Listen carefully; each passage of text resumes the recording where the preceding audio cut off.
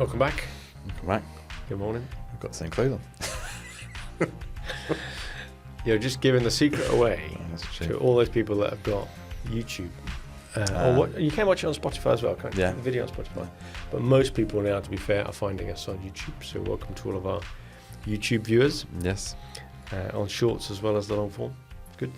But yeah, you're giving it away that we may well have recorded this wearing the same clothes as the previous episode. I've just got very excited about it, didn't we? Very passionate about this subject. We said in the last episode that we were going to come on to this subject in the next episode. So what better time than to... Strike while the iron is hot. It's fresh in our minds, exactly. But yeah, I was getting a business lesson at home over the dinner table last night. And who was giving this business lesson at home over the dinner My table? son was giving it. He's year 8. He's just started doing business studies at school. Year 8. So for those old fogies, that means nothing to. It means he's rising 13 this year, does it? Something In like age, that, yeah. Yeah, that should be. So we were learning all about the Boston consulting matrix. Mm. And Has he learnt that at school? Yeah. Oh, Yeah. wow. Well, I think he watches stuff on YouTube as well. Right. So he's You all think? Well, no, he does. He definitely watches stuff on YouTube. But he's so he's kind of into that whole sort of, is it growing market share and Is it Rising Star? rising stars A dog or a and cow? dogs and cows and question marks and all that. Yeah. So we got a pretty good explanation around all that. Right. It's pretty good. And he's got it. He's internalised that. He's understood Yeah, it. he loves it. Yeah, it's a couple of times now. He's He's the millionaire in the making then, is he? he wants that Lambo. So He's got goals. Well, good on goals. him. Good. Well, we can invite him in then and give him a guest. Get him on the podcast. That could be. That'll open up our younger audience. It might open up a complaint from whatever the governing body of podcasts is. Do you think there is one? I don't know. Like the there will be afterwards. Yeah, we need to regulate this. It's ridiculous. If you thought I'm bad, he's terrible. Chip off the I don't know where he gets it from. No, apple His doesn't mother. fall far from the tree. His mother. I think that's a good point to break into this week's podcast.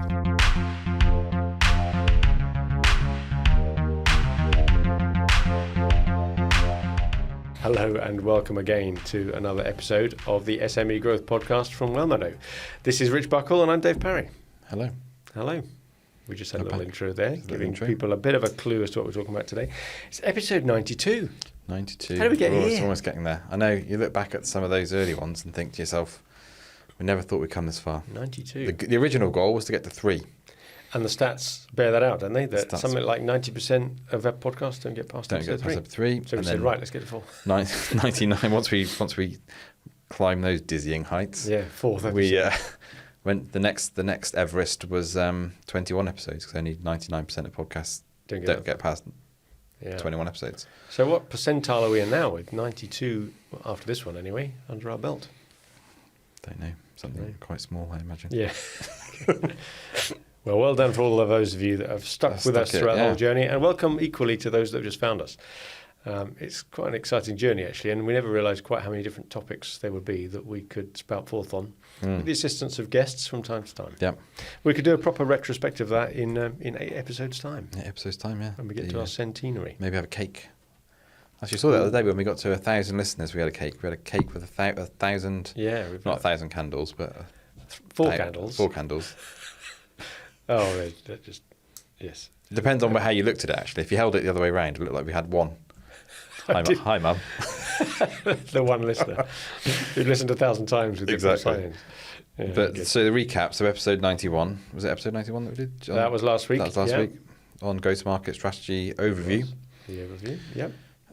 The episode before that was episode When should a 90. CEO step down? Episode Yeah. 90. That's when you and I were together doing that one. Yeah. And as we said at the time, if you get forwarded the link to that episode, that's your answer, or at least a hint towards it. And before that, we had, and it'll be interesting by the time this episode goes out, where quite he is in the rankings. But Dave Hamlet, fantastically engaging guest, and has certainly got quite a lot of mates who are all listening to it on repeat because he's climbing up the listener charts on our various episodes. And at the last count, he was at 3rd place, I think. But he's got he had a little way to go last time we looked to beat our RevOps episode, which is our most listened to one. Yeah. So a little bit away from that. But I'm sure he's going to get there. The effort he's putting in to spread the word. So well done to Dave. He was episode 89 on relationship selling. Yeah. So very good. So as you said there, last week's one was on go-to-market strategy as a bit of an overview. Yeah. And we covered everything from value proposition, total addressable market, ideal customer profile, target markets. Yeah. And then you're going to go through buyer personas, buyer journeys, what you're going to do for your channels, your marketing strategy, and then importantly, your sales strategy, following on with that onto metrics and processes. So if all of that lot just sort of vaguely rings a bell and you don't quite remember it, go back and listen to episode 91, get yourself refreshed on that. Or if you go onto YouTube, you can get a pretty good digest of it in the description box. Yep. Save you listening to us warbling on for half an hour. So episode 92 then, we wanted to come back to a later stage on that. And I think I shared with you last time some frustrations I'm having where businesses are just assuming that this whole area is the job of marketing. And we're trying to sort of re-educate or rebalance things in our various audiences to bring sales to the party a bit. Do you get the same sort of experience? Yeah. And I think some of it is maybe a little bit of a change of culture, but I think a lot of this is almost being enabled by the technology as well, isn't it? No, it's enabling maybe salespeople to do a lot of this outreach, prospecting-y type stuff with more insights, more efficiently. And, I think we've always stressed the importance of sales and marketing working together to do this type of thing. Well, we mentioned that last week, didn't we? Yeah. But it's sales' responsibility to generate new leads as much as it is for marketing's. Yeah, and arguably in different ways more of their responsibility, especially if the setup of your company is that salespeople tend to speak to customers, which they do as part of their job, but marketing don't. And my contention has always been that marketing should get out more.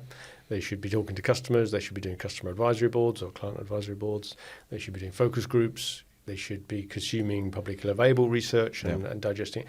And almost universally in SMEs, they don't do that. Yeah. They're put in charge of the website, the social media account, and told to run some email campaigns, and then left alone. Yeah.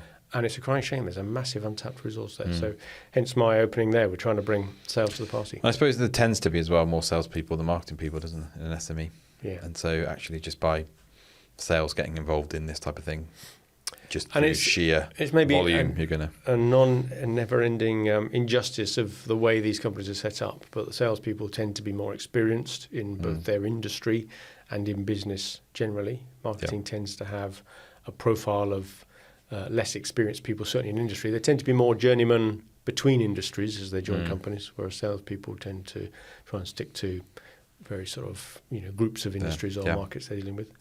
Probably younger as well. So it's in terms of getting your status within the company and in the front of your customers. Quite important for marketing people. So if you're listening as a marketing person, try and get out there more. Get out and go and speak to people. Next time you're at an exhibition, you're probably going to be invited along because you've arranged for all the exhibition stand. Make sure you speak to some customers. Find out all those pain points and whether your value propositions are hitting home. Ride along with sales. Go along with sales guys. Yeah, exactly. On customer visits. Customer visits. See what happens. Yeah. Or set out. It's so easy these days online. Do a customer advisory board. Get half a dozen customers to volunteer. Send them all a box of wine to thank them or whatever. Yep. Get them online. Run them through a structured set of questions. We've got those questions. Yeah, I was going to say, if anybody wants those questions, get in touch and we can help. And that's a good one. We've done that well before. So that's the overarching bring sales to the party, but only because marketing haven't so much, and everybody does it. It's marketing and sales job. And as you said in last week's episode, service as well. The people who deliver the stuff that people are paying for, that's where the rubber hits the road. They know whether customers like it or not. Go do that. Well, you're always selling, aren't you? Was it Alex Baldwin? Always be closing. Is that in? Yeah. I can't remember what the film that was in, isn't it? Oh, you're going to give me another film reference now. Glenn. My memory's like. Glenn, that's the one. Glenn something or other. Yeah. But ABC, always be closing. Always be closing, ABC. ABC. Applies to everybody. Yeah.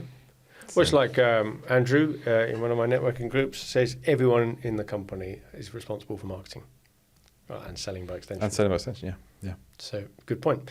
So, here we are then at the sort of sales strategy part, and I'm honing in today a little bit more on the customer acquisition strategy part of that.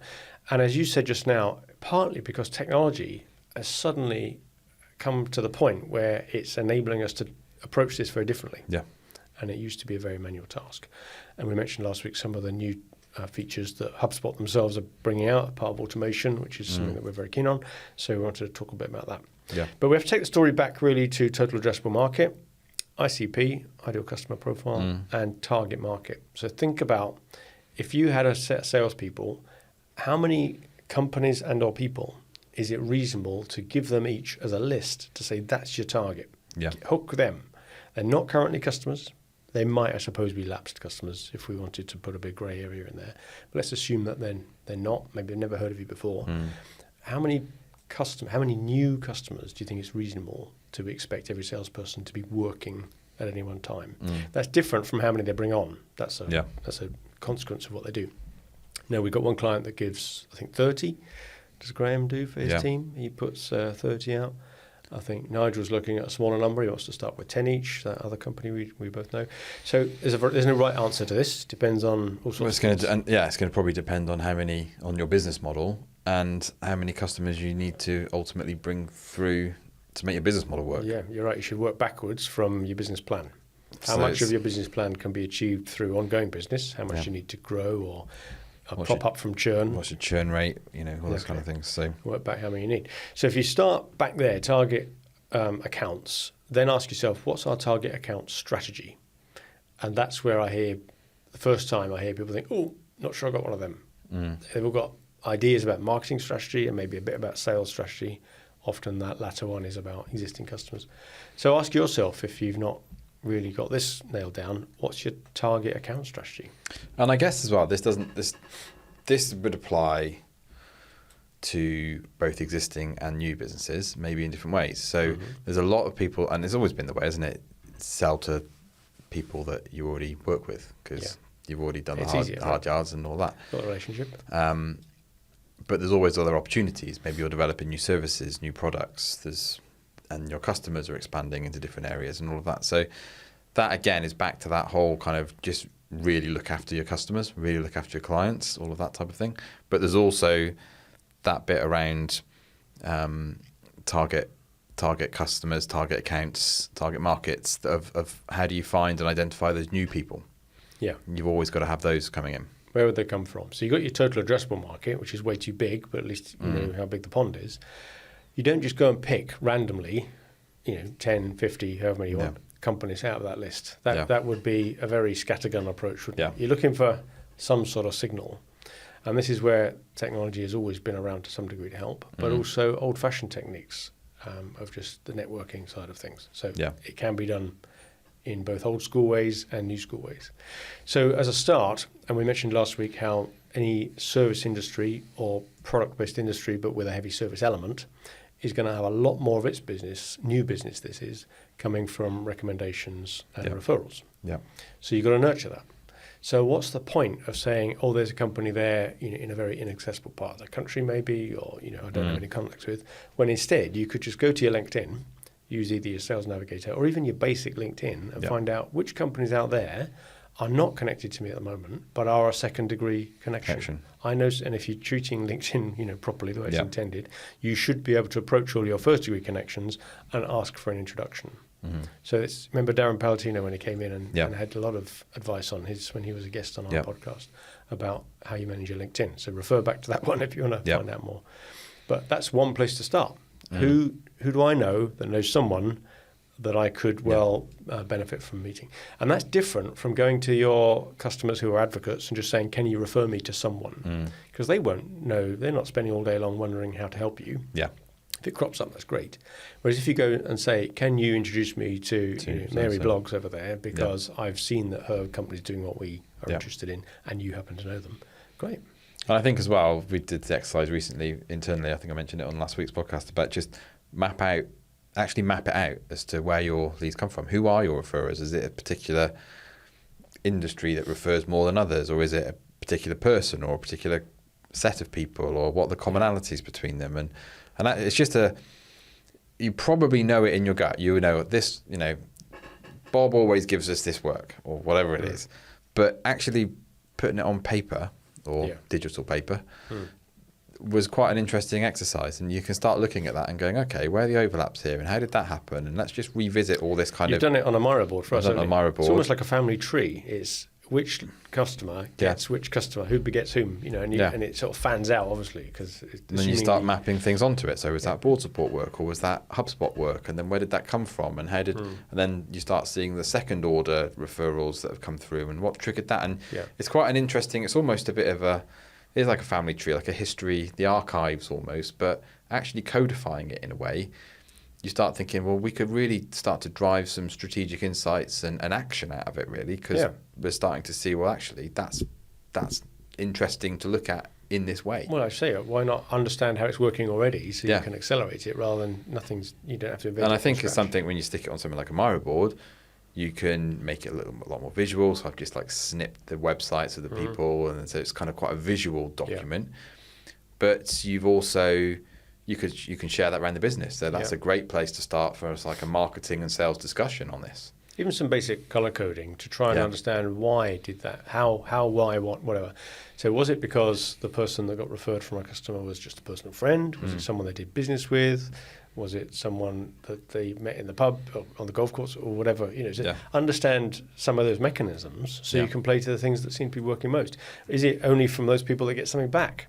Yeah. And a lot of people think that's the case, but it isn't often. People are actually just either inveterate network makers, matchmakers, or they're not. And oftentimes when you look at it, you see, there's one client that we work with that then referred us to somebody else, and then they've left their company, they've gone and they've unlocked a whole other network through that. But a lot of that's just by doing good work. So a lot of this comes back to just try and be the best you can in terms of what you deliver, how you deliver it, how you interact with people, and it's kind of like common sense. It's old school stuff. Old school. I'm worried that people have moved away a bit. I don't know what's caused it, but maybe it's because of the explosion in capability within marketing, and it's almost taken a lot of the attention.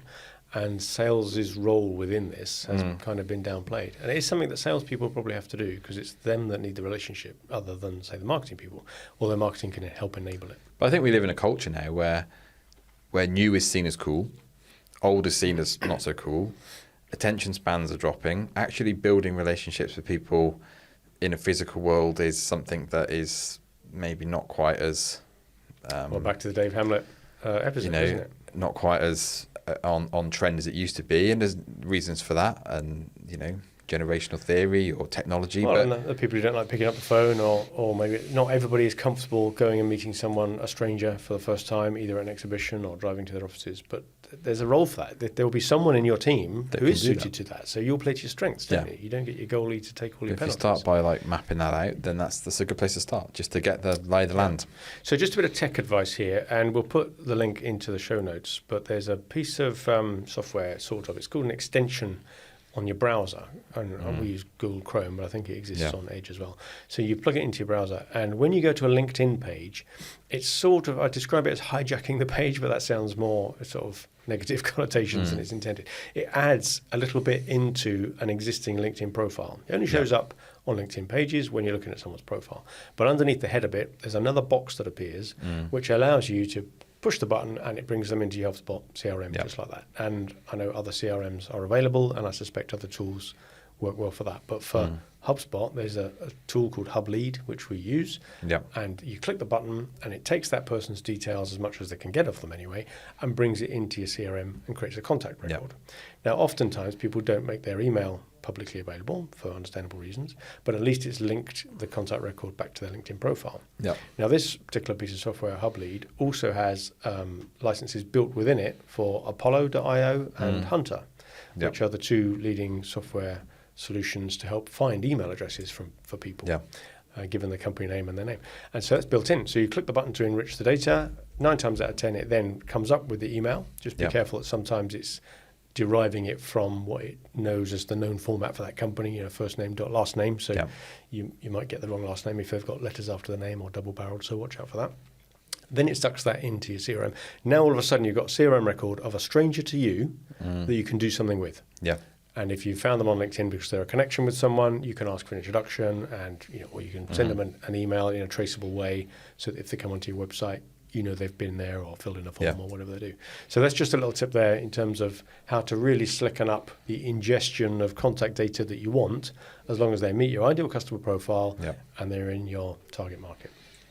And that's not to say that you can then just go and spam them with loads of It won't work content. anyway. It's not going to work. They're just going to...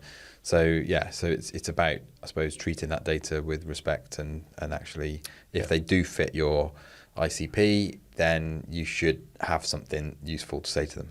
And there's no doubt that the best way of approaching that is through a personal link, recommendation, a reason to speak to them. Yeah. So I'm going to come back to how you deal with it from then on, because there's another way I want to cover first, which is getting more stuff into your website. And this is another HubSpot feature that's just come out called Buyer Intent. It's in beta, but it's public beta, so everybody can have a look at it. And for those people that are familiar with lead forensics, it does that job. Yeah. So it tells you which companies have been on your website. Yeah. Now, it doesn't tell you who within the company, because it can't know that. Yeah. But it's doing what's called a reverse IP lookup. So it knows the traffic's coming through another IP, which is their home server or whatever it is. So it uses, HubSpot has their own proprietary reverse lookup, whereas Lead Forensics uses a public one. But either way, they both do the same sort of thing. And it'll tell you that, maybe BP has been on your website, let's say, or Tesco or whoever. Someone's been on there. Now, that's not in itself very useful, but assuming it's a smaller company, we're all in the SME world here. Yeah. What I then do, having found them, I can define all sorts of properties such as size and all that sort of thing. Yeah. I can then get HubSpot to go and look up their company turnover, employee number, year of formation, industry, geography, whatever, see if they match my ICP. If they do that, can flag that up. I still don't know who's there, but I know this company's, someone in this company is interested. So then I go to LinkedIn using the built-in link to the company page, click on the people tab, try and find the person who I'd most like to contact there, maybe the one most likely to have visited the page, do the hub lead thing I've just talked about, ingest that data back into HubSpot at the click of a button with the email enrichment, and then we're back where we just started just now. I've got someone else that I now want to do something with. Yep. Two different sources of getting there. Yep. And then, I don't know if you want to go on to the new AI developments within... Well, this next bit, another HubSpot development. They've just released 200 product developments in the last month, so there's just so much been wading through, and so much of it is around AI. Now, the next one is definitely in private beta at the moment. There's only 200 companies in the world trying it out, and we're one of them. 200 partners, HubSpot partners. And it's called the Prospecting Agent, and it uses a combination of AI and other automation. And it's quite incredible, really, when you think the power of this when they get it really far. It's already pretty good, but imagine when they get it really good. This is just the start, first beta version, and it's pretty impressive. But it works on the assumption that you've already got a contact in your CRM with an email address, but you're wanting to do some outreach. Now, HubSpot already has, and all CRMs have something like this, some sort of outreach automation. HubSpot call it sequences, where you can write a stack of emails or tasks or whatever, and it'll just automate through them until someone responds, if you're going to do it an email way. The problem with that is that they have a very poor success rate, because people can smell one of these emails a mile off because it's so generically written, even if you include a bit of personalization with company name and stuff. But what this new prospecting agent does is it goes and scans that company's website, their blog, and their social posts, and anything you've had previous in your CRM about them. And it constructs an incredibly well-tailored email of a length and style of your choosing. You can choose whether you want it to be witty, professional, helpful, whatever, 10 sentences long or short and snappy. And I've been using this for the last week or two, and it's incredible. It really speaks to somebody, assuming that what they put on their website, their social and their blog is actually what they're interested in. But it looks like you've handcrafted and done your research. And at least you've got a chance then of someone thinking, I've not just received a boilerplate, I'd like to deal with your business type of email. There's something in that. But it stacks them all up, sends 3 emails out in a sequence, and it gives you a chance then to, obviously if they respond, you're in, but if not, and you decide at the end of that to call them, you can say, I've been sending you some emails, I've researched your company, and you've got all that research presented to you automatically. And I think maybe that's not very authentic and all this type of thing, but I think actually, it's just taking information that the company's made publicly available, so that's there anyway. And then I think the real bit where it's going to add the value is your research and notes that you put within the CRM, which is your hard work anyway. Yeah. All it's doing is synthesizing those two things and trying to come up with something that aids your productivity. So yeah, you may have come across with them years ago in a different context. Yeah. Maybe you worked with them as a supplier or something. So anything that's in your database can be added to that. So it's starting to use automation to really make it scalable. Because there's nothing in there that you couldn't have done yourself. That's the point of automation, right? You could research it, and you'd probably do better. Almost certainly, you'd do a better job of it, and you would certainly craft a better email. But if you wanted to do that manually, how many could you do a day? We've all got the rest of our job to do, right? We're chasing out quotes, and we're going to exhibitions, and we're doing all sorts of other things. You might be able to do one a day, maybe, and you'd have to carve out some time for it. Well, that's like who's the ChatGPT chappie, Sam Altman, is it? Mm-hmm. So he was saying that with AI, you're going to get the first $1 billion company with 10 people working in it. Yeah. And possibly even a $1 billion company with one person working in it. And that just seems ludicrous. But actually, you know, you don't have to set your sights. So, you know, have a £1 million company with 3 people working in it is pretty impressive. Yeah. You know, so you could actually have a lot of AI and things actually enabling that. You can see that actually becoming a reality. Well, it comes back to that last point we talked about last week in go-to-marketing about process. You know, having a process that a human follow again is a good start. Yeah. But imagine if you could then automate large parts of that and just have a human in the loop where it's necessary. Then you can really start scaling this sort of stuff. Yeah. So I'm not advocating at all for a minute that you just go and buy an email address list of 1,000 and blast them all through this tool. I think you'd be wasting a lot of time, and given that there's a cost per outreach, you know, why bother doing it that way? But if you've chosen more deliberately who are the companies, contacts that I'm putting into this system, then it's probably worthwhile. You can get through a number of them. And back to the point around the 95% comes through referral, network, all of that. You do still need to keep your reputation through all of this as well. So you don't want to go and just spam everybody with a load of stuff that nobody's interested in. Yeah. This is just about being more efficient and proactive. It enables you to just do a whole lot more with the same amount of resource. Yeah, and make sure that, for example, when we talked about that tool earlier, which brings the contact in from LinkedIn, if you know that they're a contact of someone else that's a mutual connection, put that in as one of the notes when you bring it in. Don't just ignore it. Just pop that in as well. And then the AI tool will be able to read that, and it will weave it into the outreach. So it goes right back to how do you manage your CRM and what data do you capture and how do you keep it up to date, which is probably a whole other podcast. Well, it is, but it also talks to, triggered by that thought, that a CRM is there to help salespeople and help marketing people, whereas most people regard a CRM as a tool to beat them up with, something to beat them over the head with because they haven't recorded enough emails, calls, meetings, whatever it is you're being targeted for, let alone order intake and weighted pipeline forecasts and all that sort of stuff. Sure, it does all that type of stuff as well, but people who focus on that end are generally using it to monitor and beat people up. You should see, if you're in sales and marketing as a profession, you should see these tools as essentials. You need them. This is what makes you able to do your job 2, 3, 4 times, 10 times as much. Yeah. Because that's what it's designed for. Exactly. So I think it's episodes 37, 38 where we did 2 episodes back to back on why HubSpot is a great CRM for salespeople, and given that it was probably episodes 37, 38, it was probably a year or so ago that we did that. And I imagine it's probably already really out of date because there's so much more now being enabled. Well, we've done a couple of webinars on it as well, haven't we? One focused for sales community and one for marketing, similar thing. You should update. Well, I'm actually thinking this could be a really good webinar subject. So if people are interested in us doing a webinar on how to put all this stuff together in practice in HubSpot, then build a process, automate where you can, have human in the loops where you want to. I mean, that's another point about this outreach thing. There's a setting on it. You, at the moment, as the default, it will compose those emails with all that research and woven in, and then ask you to approve it and press the button. If you're brave enough, you can just bypass the approval bit, set it to automatic, and it will go out. Which, if you're scaling stuff, and it's not for everybody, but it depends on where you're getting your data from and how much of a connection you've got, how rich it is. And I don't think we should ignore the fact that whilst that focuses on email because that's what it can do, you may choose that your outreach strategy is something non-email based. Yeah. You know, what's wrong with just ringing up a company? Even if you just get receptionists and say, look, you don't know us, we don't do business with you. I'd really like to be on your next RFQ. Yeah. Next time you got a purchase order to place, who's the person that I should talk to? Yeah. And you can normally get a name. You maybe don't get an email from them, but you find that out different ways. Yeah. But at least find out who's responsible for such and such.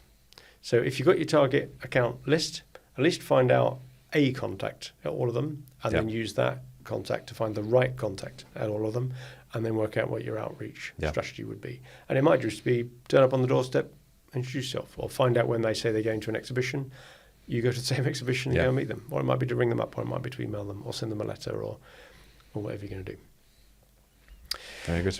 And then you engage at the end of that, and hopefully it moves over to the later stages. Then you've got an opportunity then once you've identified that. If not, you're nurturing them until they do. So, but the bit we wanted to focus on today was that, I think, Cinderella part, at least of late, customer acquisition. It's not just a question of waiting for people to visit the website and fill in the form. Yeah. So much more to it. Useful? Very good. So we need to come back to this, don't we? Because it's very much a live and evolving subject at the moment, isn't it? Yeah, and we're putting ourselves through our paces on this using these new tools. And if anybody would just, you can't all see them all yet because it's not all in the public domain. But if anybody wants a sneak preview, happy to do a screen share and show how it's working. So you know where to find us. Yeah. All right, good. Good stuff. Thank you very much for listening to another episode of the SME Growth Podcast. If you've listened to them all, that'd be 92 that you've done now, and you deserve a medal for that. But please hang on, because episode 100 is around the corner. Every week we try and come up with something useful or interesting for owners and managers of small and medium-sized enterprises. And I hope this week has been no exception. So if you do find that useful, share it with your friends, tell them in the pub, pass them an email, send them a link, whatever you're going to do. But in the meantime, good luck with your business.